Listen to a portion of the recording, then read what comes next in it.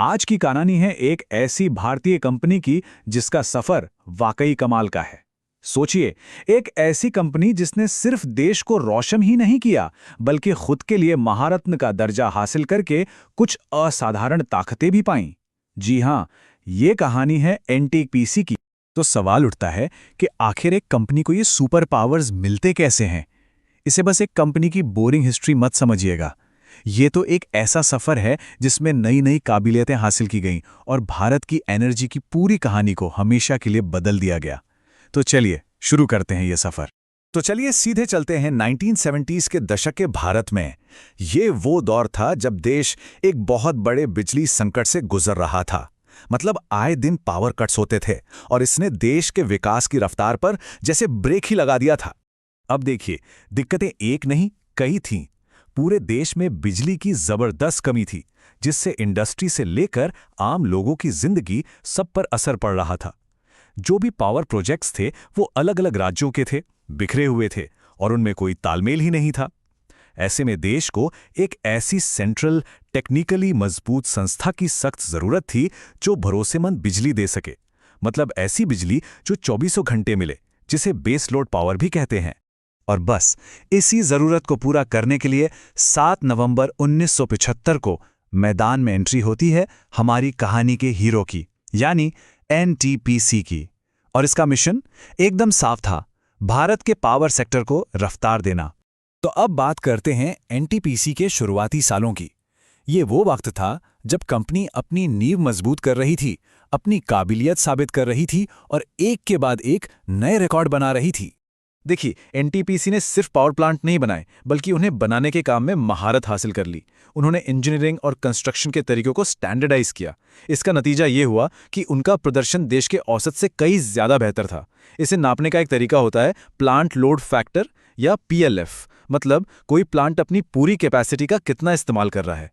और इस मामले में एनटीपीसी के प्लांट्स बाकियों से मीलों आगे थे और जल्द ही मार्केट में उनकी एक पहचान बन गई, ऐसी कंपनी जो टाइम पर और बजट के अंदर प्रोजेक्ट पूरा करती है। और इसी जबरदस्त परफॉर्मेंस का नतीजा था कि एनटीपीसी के सफर में पहला बड़ा लेवल अप आया। अब कंपनी को कुछ नई ताकतें, नई पावर्स मिलने वाली थीं। इस पूरे सफर के जो अहम पड़ाव थे वो कुछ ऐसे हैं। 1975 में शुरुआत हुई, फिर 1997 में मिला नवरत्न का दर्जा, जो एक बहुत बड़ा टर्निंग पॉइंट था। 2004 में कंपनी पब्लिक हुई और फिर आया सबसे बड़ा मुकाम, 2010 में महारत्न का दर्जा। तो सवाल यह है कि ये नवरत्न स्टेटस आखिर होता क्या है?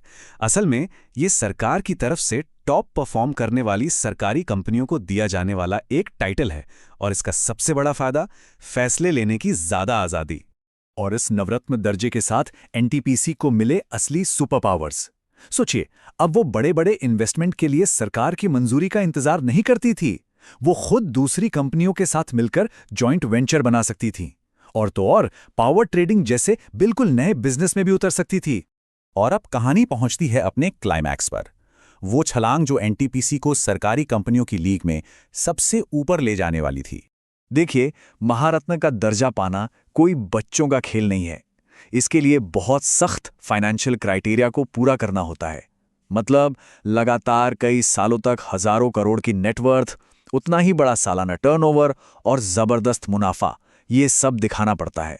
और एनटीपीसी ने इन सभी मुश्किल शर्तों को पूरा कर दिखाया। और फिर साल 2010 में एनटीपीसी को मिला महारत्न का खिताब।